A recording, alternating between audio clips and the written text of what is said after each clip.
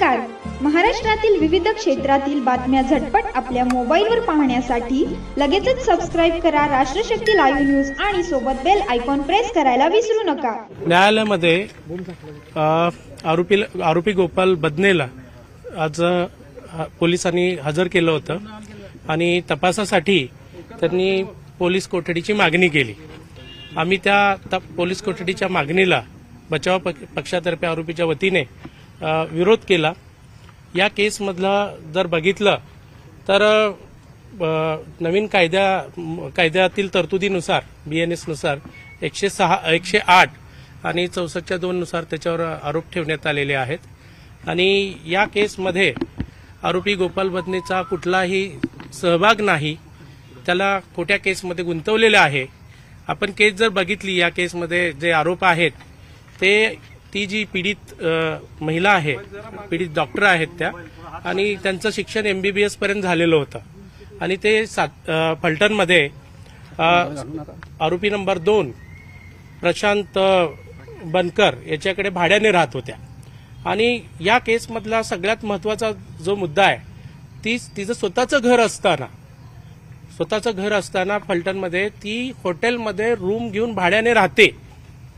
आणि फिर्यादीमध्ये सुद्धा आणि तिने हातावर लिहिलेल्या हस्ताक्षरामध्ये सुद्धा ते हस्ताक्षर तिचं आहे नाही, ही न्यायप्रविष्ट बाब आहे.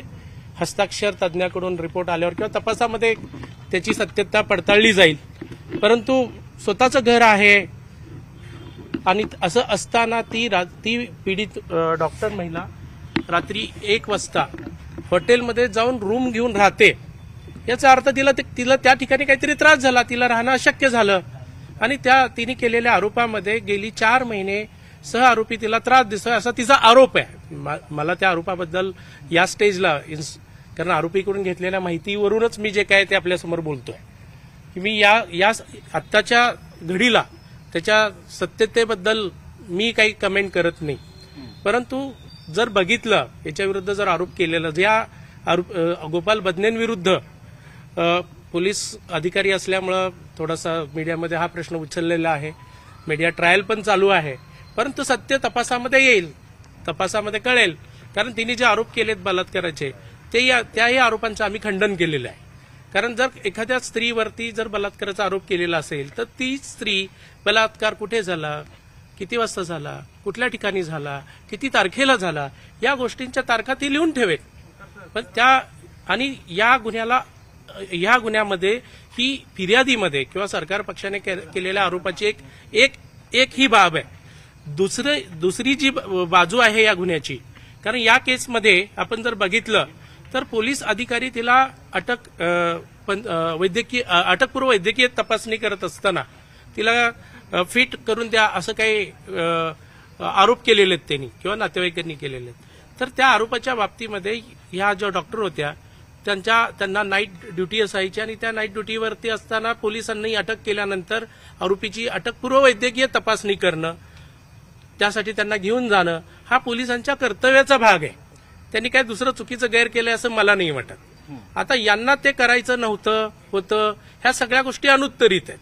परंतु तरी सुद्धा या पोलीस अधिकाऱ्यांनी त्या आरोपीची अटकपूर्व वैद्यकीय तपासणी वेळेवर करत नाहीत किंवा करायचे टाळाटाळ करतात आणि तपास करत असताना ते त्यांचं जे कर्तव्य आहे ते बजावत नाहीत. याबद्दल त्या पीडित डॉक्टर महिलेविरुद्ध जिल्हा शल्य चिकित्सक यांच्याकडे तक्रार अर्ज केली आहे आणि त्याची ती इन्क्वायरी चालू आहे. आणि त्या इन्क्वायरीमध्ये सुद्धा त्यांचा जबाब घेतला आणि त्यांनी देखील पोलीस अधिकारी त्यांच्यावर दबाव आणतात वगैरे वगैरे. आता शेवटी आरोप केल्यावर प्रत्यारोप होणार. त्यांनी सुद्धा त्या पोलीस अधिकाऱ्यांविरुद्ध तक्रार केली आणि त्या तक्रारी केलेल्या पोलीस अधिकाऱ्यांमध्ये या आरोपी गोपाल बदनेंचं सुद्धा नाव आहे. मग इतके वर्ष किंवा इतके काय 4-5 महिने हा विषय चालू आहे. ह्या 4-5 महिन्याच्या कालावधीमध्ये त्यांनी या आरोपीने तिला लैंगिक अत्याचार केले किंवा इतर काय त्याला त्रास दिला याबाबत कुठेही तक्रार केलेली नाही. आणि जे आरोप आम्ही न्यायालयासमोर ठासून हा मुद्दा मांडलेला आहे की बलात्काराचा जो आरोप आहे तो खोटा केलेला आहे आणि आत्महत्यास प्रवृत्त केलं त्या महिलेला, याबाबत कुठलाही आरोपीचा सहभाग दिसत नाही. त्यामुळे हे या आरोपीला खोट्या प्रकरणामध्ये गुंतवलेलं आहे तो निष्पाप आहे, निर्दोष आहे ते न्यायालय ठरवेल, पुराव्यामध्ये दिसेल. आणि या घडीला या व्यतिरिक्त दुसरं काही मला दिसत नाही. त्यामुळं या केसमध्ये हा आरोपी आधीच्या तक्रारी ज्या आहेत, आरोपीने त्या महिलेविरुद्ध केलेल्या तक्रारी आणि त्या महिलेने आरोपी विरुद्ध केलेल्या तक्रारी, त्या अक्सापोटी आरोपीचं नाव या प्रकरणात आलेलं आहे आणि चुकीच्या पद्धतीने त्याला गोवलं गेलेलं आहे. शेवटी त्याची नोकरी, त्याचं करिअर या सर्व बाबीमुळे गेलेलं आहे. त्यामुळे अजून तपास चालू आहे, न्यायप्रविष्ट बाब आहे. तुम्ही अत्यंत उत्तम आर्ग्युमेंट केलं कोर्टामध्ये, पण तुम्ही मीडिया ट्रायल असं म्हटलं, त्याचा मी रिपोर्टर म्हणून पहिले कंडेम करतो. ते तुम्ही रेकॉर्डवरती सुद्धा न्यायालयासमोर असं म्हटलं. ज्या फॅक्ट रिपोर्ट रेकॉर्डवरती आहेत त्या माध्यमांनी मांडणं याला ट्रायल म्हणता येत नाही. मी त्या पॉईंटवर 2 मिनिट तुम्ही एक बोला, मी त्या पॉईंटवर मी तुम्हाला उत्तर देईन.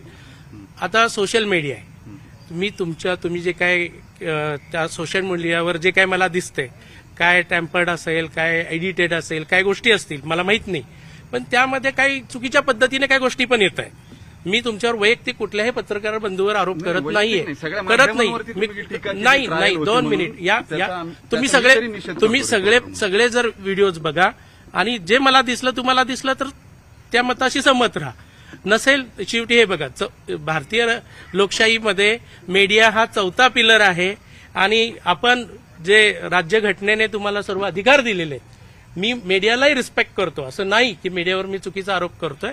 पेपरमध्ये येतंय त्या गोष्टीला आम्ही मीडिया ट्रायल बोलतो, किंवा या सोशल मीडियावर ज्या गोष्टी येतात न्यायप्रविष्ट बाबीबद्दल त्याला आम्ही मीडिया ट्रायल म्हणतो.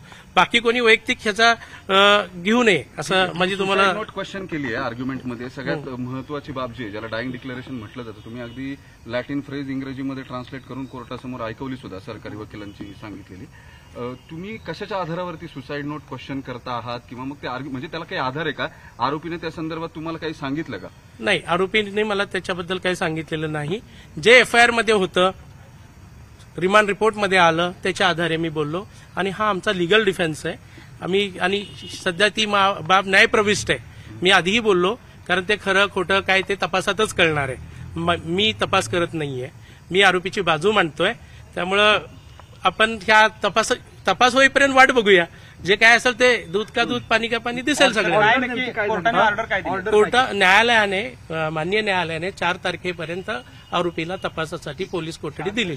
30 तारखेपर्यंत, आय एम सॉरी, 30 तुम्ही ते इंटरप्रिट करा, पण 30 तारखेपर्यंत न्यायालयाने आरोपीला तपासासाठी पोलीस कोठडी दिली. तुमच्या आर्ग्युमेंटच्या आधी आरोपीबरोबर चर्चा झाली. आरोपीचं म्हणणं काय होतं, काय सबमिशन होतं? आरोपीचं म्हणणं आहे की मी निष्पाप आहे, निर्दोष आहे. जे काय मी आपल्या न्यायालयासमोर मांडतोय किंवा ज्या काही गोष्टी तुम्हाला सांगतोय ते चर्चा करूनच सांगतोय.